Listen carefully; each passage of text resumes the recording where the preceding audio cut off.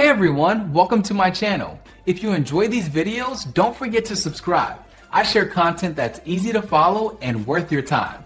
Let's get started. Finding the inbox on your phone can be confusing because there is not just one place for messages. Your phone has different inboxes for different types of communication. Most people are looking for their email inbox first.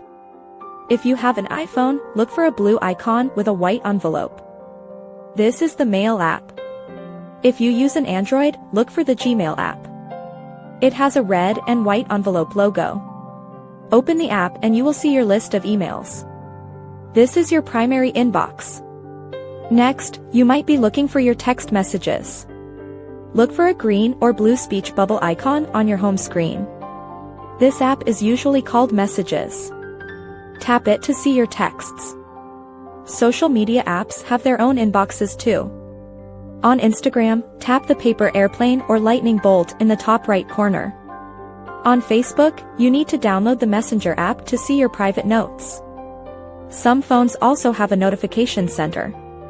Swipe down from the very top of your screen. This shows a list of recent alerts from all your apps.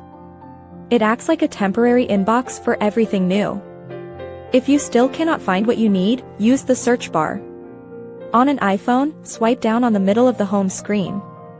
On Android, swipe up to see all apps and use the search box at the top. Type the word mail or messages to find the right spot quickly. Your phone keeps everything organized in these specific apps to help you stay connected every single day. Thanks so much for watching. If you liked the video, tap the thumbs up, hit subscribe, and ring the bell so you don't miss anything new. See you next time.